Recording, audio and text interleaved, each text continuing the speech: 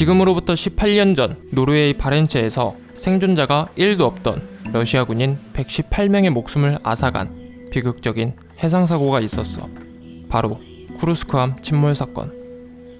아파트 3층 높이에 길이 154m를 자랑하며 13,400톤의 중량과 수심 1000m 해저에서도 견딜 수 있게 설계되어 있는 핵잠수함 쿠르스크함은 2000년 8월 12일 훈련 중 2발의 모의어뢰를 발사할 예정이었어. 그런데 왜 그 큰 잠수함이 침몰했을까? 당시 쿠르스크함에는 소련 붕괴 후 제대로 보수되지 않은 구형어뢰가 보급되어 있는 상태였지. 러시아 해군의 고질병인 낡은 장비와 안전을 생각하지 않은 설계는 118명의 목숨을 앗아가기 충분했어.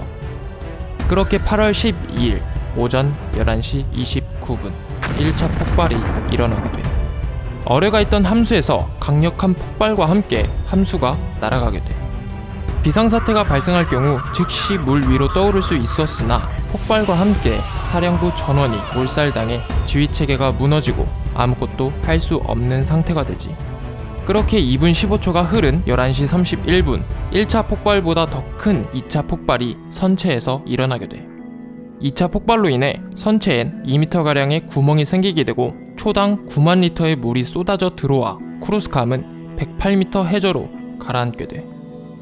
그런데 118명 중 대부분은 폭발과 함께 순직했지만 함 후미에는 23명의 생존자가 있었어.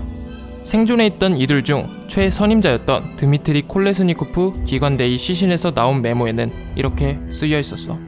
678번 격실에 전 인원이 9번 격실로 이동했다. 여기에는 23명이 있다. 이 사고의 결과로 우린 이런 결론을 내렸다. 우리 중 아무도 수면 위로 돌아가지 못하리라고. 나는 지금 어둠 속에서 젖고 있다. 너무 깜깜하지만 감각으로 젖고 있다. 살 가망은 없을 거다. 절망할 필요도 없다. 누군가 이 글을 읽길 바란다. 모두에게 안부를. 그들은 9번 격실 내부의 산소로 며칠은 견딜 수 있었지만 이산화탄소가 쌓이면 생존할 수 없다 생각하여 기름이나 물에 닿으면 화재를 일으키는 이산화탄소 제거기를 사용하다 바닥에 떨어뜨렸고 화재가 발생해 전원 질식사했다고 해. 근데 어이없는 건 뭔지 알아?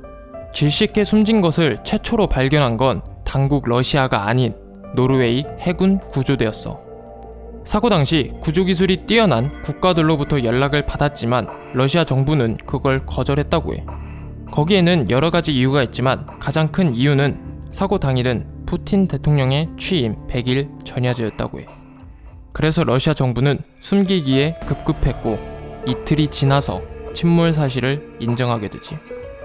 그렇게 사고가 난 후 4일이 지나서야 영국과 노르웨이에 구조 요청을 하고 그 후 3일이 지나서야 구조대가 도착했으며 또 그 후 하루가 지나서야 러시아 구조대가 아닌 노르웨이 구조대가 질식해 숨진 승조원들을 8일씩이나 지나서 발견하게 돼. 사고 이후에는 94구의 시신이 인양되었고 함장을 포함한 31명은 러시아 해군 국립묘지에 안치되어 있으며 쿠르스크 항구에는 추모비가 세워져 있다고 해. 2002년 러시아는 해저에 남은 인양되지 않은 잔해들을 수중 폭파시키며 차디찬 바닷속에서 죽어간 군인들의 절규는 마치 없었던 일처럼 역사 속으로 사라지게 돼.